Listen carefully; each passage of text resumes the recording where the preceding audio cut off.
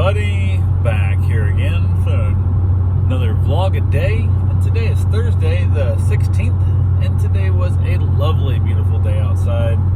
Rained off and on throughout the day, but overall wasn't a bad day. Got up this morning stupid early with the puppy, and I don't know what's up with that, man. I just did not sleep worth a damn. I was up super late, I woke up as tired as I went to bed. Like I was just exhausted. I don't know if I just didn't sleep well. So I thought, yay, today's gonna be a good day. I thought maybe I'll take a nap today. I didn't. I should have taken one, but I did not. So I got up though, got the dogs played with, and got that whole taken care of. Got the puppy in, trying to keep them all quiet, and so on and so forth, and whatever.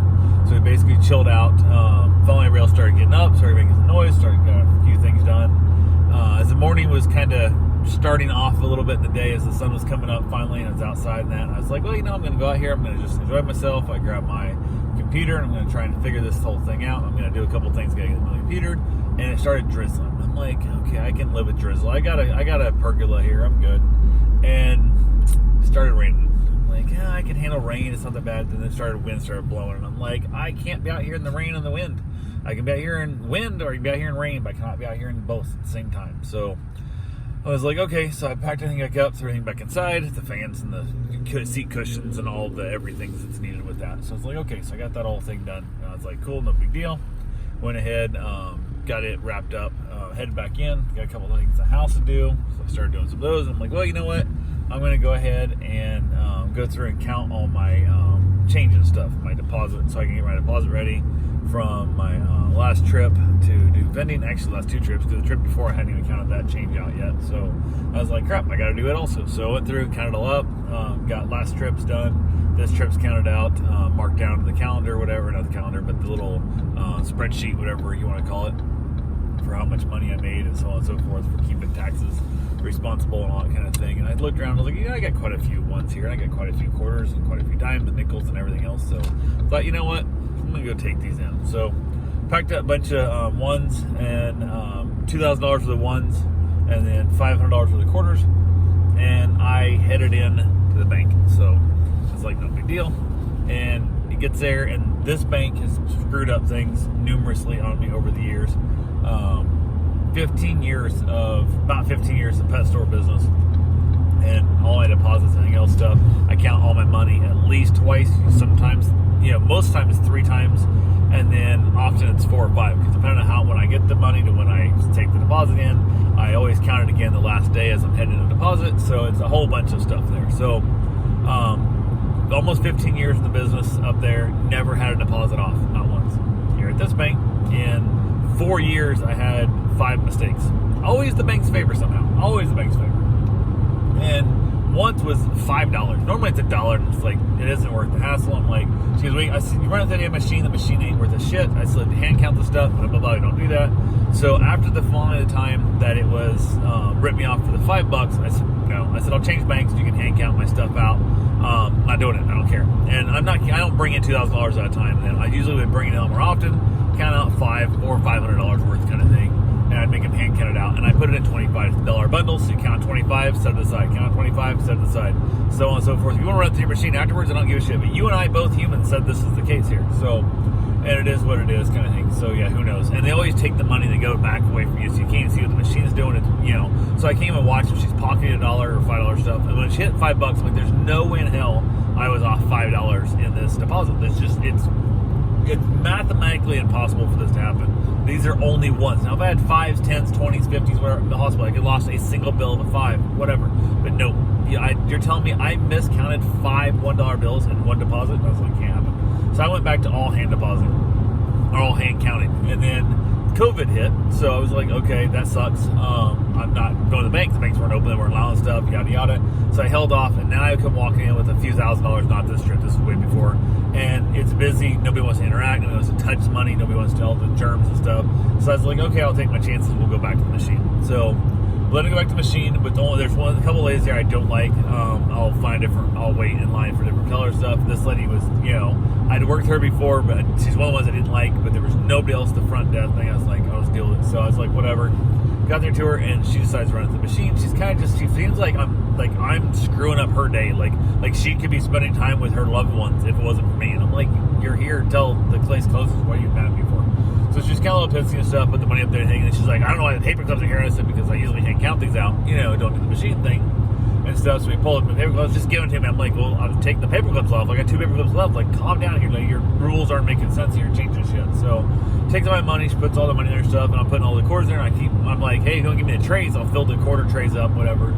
Doesn't want to do that. Doesn't nothing. So she starts putting the machine. The machine is jamming up. Machine working. The machine is a piece of crap.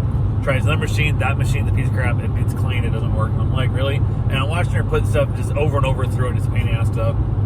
And I thought, I'm going to see what happens here, because I always put in the exact amount. And I put in $2,001 this time instead of $2,000 for the ones, just to see if they would find it, kind of thing. And mostly because I thought, okay, whatever. But I got done. Again, she doesn't say. She's saying stuff, but she has that look. She walks over. She goes, "Do you know how much you have?" And I said, "Absolutely, I know exactly how much I have." And she looks at me, and I said, "I have $2,000." And she looks at me, so she kind of a little like, "Yeah." I said, "And a single one." And she goes, "Oh yeah." And almost like, well, he thinks he has 2,000. The machine say he had 2001. I'm just gonna pocket one. I had that feeling like, what the hell? And I was like, yeah, I had an extra $1 in there because I wanted to see if the machine could count in odd numbers, kind of thing. So there's stuff. She said, "I know how many quarters you got?" I said, "Absolutely, it's $500 for the quarter." So she puts all the little aluminum trays up there. She pulls them up, and normally the other tellers will hand me the trays and I'll help them fill, kind of thing stuff. Usually I hand me the trays while I fill, while they're counting my bills out, kind of thing. And didn't want to do that, so she had to do it all by herself. So it's taking forever. And again, the machine was taking, even she had to stop counting mine to count another lady's stuff, and it took 3 tries to count her bills out of the drive-through, because the other 2 machines wouldn't count them at all. So she was on her 3rd try, so it's just taking forever. What should have been a 10-minute deposit here, I was in that bank for 52 minutes. 52 minutes. Now, there's other people ahead of me, so I wasn't just all me for 52 minutes. There's other people ahead of me and stuff before I left, but it was a lot of me. It was like 40 minutes of my time there, and there was other people, the other tellers were helping other people that come out of drive-through and whatnot and stuff. And then as I left, an old lady had walked in behind me and stuff, another teller came up. She was there for about 3.5 minutes at this point as we were wrapping up my thing. And as I left, the old lady goes, "See, it takes long enough, didn't it?" And I thought, I've been here for 31 minutes longer than you've been here, in line, actually waiting here, talking to this person. She's been helping me for this long, kind of stuff. And she goes, "Well, I gave him all the time he needed, just like I will give you as much time as you need for your, thing."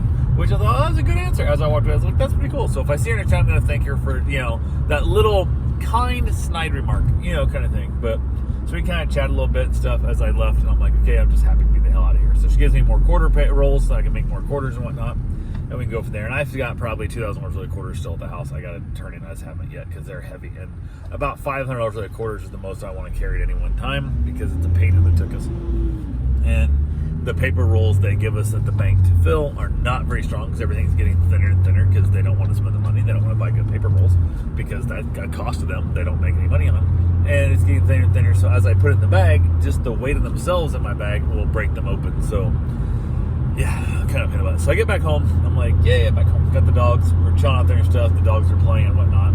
They're not doing the greatest, but they're having some issues here and there and whatever. And we're all getting along as best we can. Had a couple of other dog requests. The meet and greets, trying to do the whole setup stuff. Had a couple. Guy brought his bulldog over and met the bulldog. Bentley, I think it is. I think it's Bentley. Just a little stubborn. It's a bulldog's an old bulldog, and basically we were chatting a little bit and stuff. Dog seemed fine. We talked to today. I'll book it on my end. You book it on your end, so on and so forth, whatnot. So we're like, okay, cool, we're good there. So hung out with the dogs. Ended up sending the puppy home. He went home, and everything was, fine with that. He was actually kind of happy. It's the first time since we've been watching this little Mexican hairless. It's the first time he seemed to actually be happy to be going home. Because normally he'll lay down at the sidewalk in the driveway and be drugged to the truck or car or whatever. He's getting picked up, SUV thing. But he gets to be drugged or carried there because he doesn't want to leave. He wants to go back in and play with Bruce and stuff. But since I've been watching this Mexican hairless after the second day, 'cause he was here from Wednesday through Monday night after work. He got dropped off Wednesday morning at 5:40, whatever the morning. He got picked up Monday night at 5 p.m. So he was here all weekend and stuff. We got the Mexican hairless in, and by a couple days into that one, she was wearing his ass out so bad that he was happy to go home. Like, he was like, holy crap, I want to go home. Like, he was by Monday, he was like, he met the trucks. Tuesday, he was like, I'm going on the truck.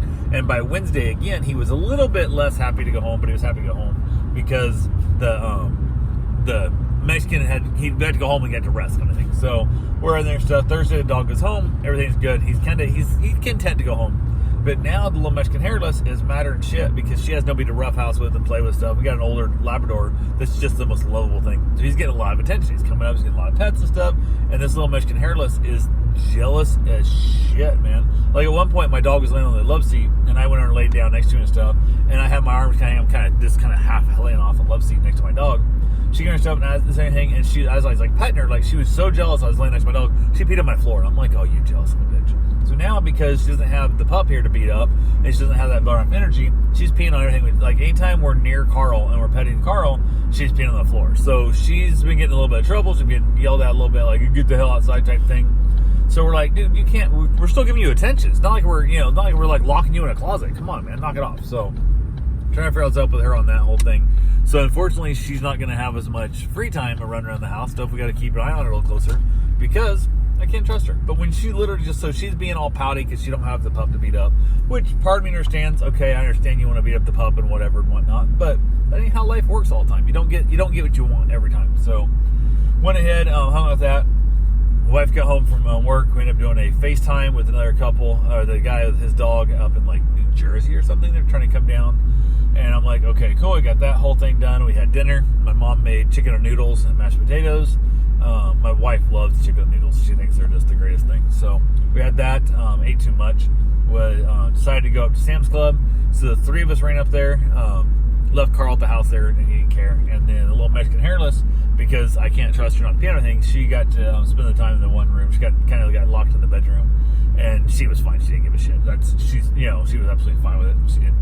We had the camera, and there was no barking, no whine, or nothing. Gave her a toy, and she just chewed away. So got back from Sam's. Went to the whole Sam's route thing. I'm like, are you guys going off and doing your thing? Am I doing my thing? How are we meeting back here? What are we doing? And she's like, oh, I figured you want to walk around and watch us shop. I'm like, I want to watch you shop? Like, what the hell is this? So I thought, okay, fine. I'll walk around with you and stuff. Now, if you ask me what to talk about, you want to ask me about it, you want to like, hey, I think this is neat, or I think whatever. So we basically wandered around the store, and I watched her like look for avocados and stuff, which she didn't get and whatever. And went on her stuff. Finally got to my aisles, which I needed for like sodas and stuff for the vending route. And she just wanders the hell off. So now I'm pushing a vending cart around full of sodas and stuff, trying to find that. I'm like, what happened to us like being together as we talk about? So like, I would have saw like, hey, what do you think of those granola bars? Or hey, what about those oatmeal or whatever stuff? But you're nowhere in sight. And I'm like, what the hell? So I finally find her, and I kind of like, hey, what happened to us staying together, kind of thing. It's like, oh, well, I just thought. I'm like, I've been waiting for you this whole time. You couldn't wait for me. But I'm like, okay, whatever. And then I look up again. 8 seconds later, she's gone. I'm like, what the fuck? So I'm like, now I'm like, where'd you go off to? So I'm like, okay, I'm done. I don't need to, I'm in the store all the time. I don't need to be here hanging out with you guys shopping. I'm like, whatever. So she went around, she got stuff, and she's asking, like, do you want some chocolate covered almonds? I'm like, nope, I don't want chocolate. No, I'm good. And she goes, oh, I do. I'm like, then why'd you ask me? Like, you're getting them either way. Just say, hey, I'm getting some chocolate covered almonds. You can eat some if you want. Or if you plan on eating a bunch of these, I want to get 2. You can say that also. I'm fine with either one of those options. But ask me, do you want some of these? And I say no, and you're like, I'm getting them anyway. Then why ask me? It doesn't make sense, but it is what it is. So went ahead, got out of there, headed back home, and saw some Christmas lights on the way back and whatnot. Saw some, kind of prettier things. Kind of drove around a couple of little streets that weren't as, wasn't the most direct route home, but it all worked out just fine. So got here. Started putting it away. I left all the sodas and stuff in the car because my thought was, well, what the hell? Might as well. I'll just run the route tomorrow and not bother moving them into the house and put them back in the car because it's late enough tonight. It won't get hot enough to flatten the sodas because people don't realize, especially in bottles, but cans will do it too. If they get way too hot, especially like in a car with like the sun beating down here in Florida, sun heat, it can actually flatten the soda to the point it can actually explode a soda, which you can see if you look at this roof line here. There's a bunch of dots all over that roof. For my wife, I believe when she first had this car, I had it very long, they left I believe Pepsi set in the cup holder. It blew up and just stained the shit out of the roof line, the headliner, and Never got out. She got it somewhat out once, and then she basically said it all came back. It like soaked back through, and then she said she never tried again. So just been a stained up headliner these years. Which part was like, I don't give a shit. What do I care? Kind of adds character to it. It would be fun if I do like periscopes. I'd have the camera down here, and you see a little more of it. It was like, what's up with the spots on the roof? So excuse me. Everybody would know what car I was in when I was doing this. So it is what it is there. But oh man, I got a frog in my throat there. So walked a little bit the wrong way. But yeah, got back in the house, got everything put away. Mom headed to bed. Karen was, I don't know, Facebook or whatever. And I went outside, had myself light a little cigar, let the dogs chill out there and have their fun. Got a little play in, and then Carl whines he wanted to come inside. He's like, I don't want to be outside. It's dark, it's scary. So it is what it is. But anyway, that's all I got for right now. I will talk to you guys tomorrow. Have yourself a safe, wonderful day. Thanks for watching.